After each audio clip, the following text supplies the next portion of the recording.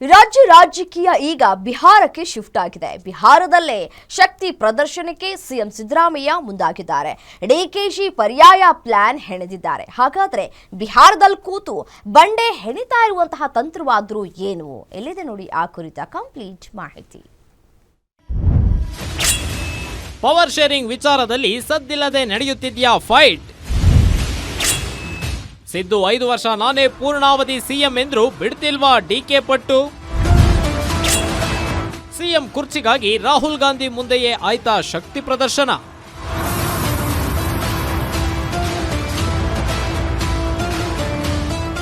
ಬಿಹಾರ ವಿಧಾನಸಭೆ ಚುನಾವಣೆ ಗೆಲ್ಲಲು ರಾಹುಲ್ ಗಾಂಧಿ ರಾಜ್ಯ ಕಾಂಗ್ರೆಸ್ ನಾಯಕರನ್ನ ಫೀಲ್ಡ್ಗೆ ಇಳಿಸಿದ್ದಾರೆ.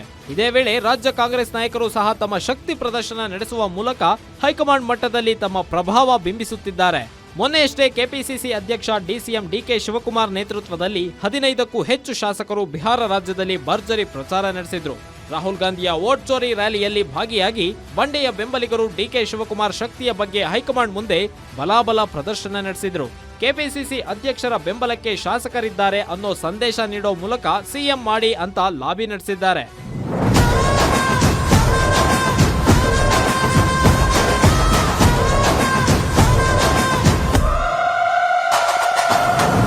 ಇನ್ನು ನಿನ್ನೆಯಷ್ಟೇ ಸಚಿವ ಸಂಪುಟದ ಆಪ್ತ ಸಚಿವರೊಂದಿಗೆ ಬಿಹಾರಕ್ಕೆ ತೆರಳಿದ್ದ ಸಿಎಂ ಸಿದ್ದರಾಮಯ್ಯ ರಾಹುಲ್ ರ್ಯಾಲಿಯಲ್ಲಿ ಭಾಗಿಯಾಗಿ ಸಿದ್ದು ಶಕ್ತಿ ಪ್ರದರ್ಶನ ಮಾಡಿದ್ದಾರೆ. ಸಚಿವರಾದ doctor G Parameshwar, Satish Jarkiholi, Zameer Ahmed Khan, MC Sudhakar, CWC ಸದಸ್ಯ ಬಿಕೆ ಹರಿಪ್ರಸಾದ್ ಸೇರಿದಂತೆ ಶಾಸಕರು, ಪರಿಷತ್ ಸದಸ್ಯರೊಂದಿಗೆ ಪ್ರಚಾರದಲ್ಲಿ ಭಾಗಿಯಾಗಿದ್ರು. ಸಿಎಂ ಸಿದ್ದರಾಮಯ್ಯರ ಶಕ್ತಿಯನ್ನ ಬಿಹಾರ ಚುನಾವಣೆಯಲ್ಲಿ ಹೈಕಮಾಂಡ್ ಬಳಸಿಕೊಳ್ಳಲು ಮುಂದಾಗಿರೋದ್ರಿಂದ ಸಿದ್ದು ಸಹ ತಮ್ಮ ಶಕ್ತಿ ಪ್ರದರ್ಶನಕ್ಕೆ ಮುಂದಾಗಿರೋದು ವಿಶೇಷ.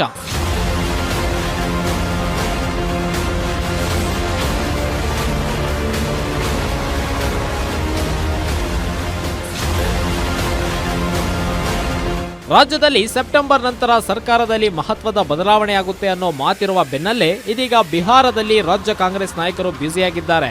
ಇದೇ ವೇಳೆ ರಾಹುಲ್ ಗಾಂಧಿ ಮುಂದೆ ಡಿಸಿಎಂ ಡಿಕೆಶಿ ಶಾಸಕರು ತಮ್ಮ ಬೆಂಬಲಕ್ಕಿದ್ದಾರೆ ಅನ್ನೋ ಸಂದೇಶ ರವಾನೆ ಮಾಡ್ತಿದ್ರೆ, ಸಿಎಂ ಸಿದ್ದರಾಮಯ್ಯ ಸರ್ಕಾರ ತಮ್ಮ ಹಿಡಿತದಲ್ಲಿದೆ ಅನ್ನೋ ಸಂದೇಶ ರವಾನೆ ಮಾಡೋ ಮೂಲಕ ತಾವೇ 5 ವರ್ಷ ಸಿಎಂ ಆಗಿರಲು ಮುಂದಾಗಿರೋದು ವಿಶೇಷವಾಗಿದೆ. ವೀರೇಶ್ ದಾನಿ, ಪೊಲಿಟಿಕಲ್ ಬ್ಯೂರೋ, ಗ್ಯಾರಂಟಿ ನ್ಯೂಸ್.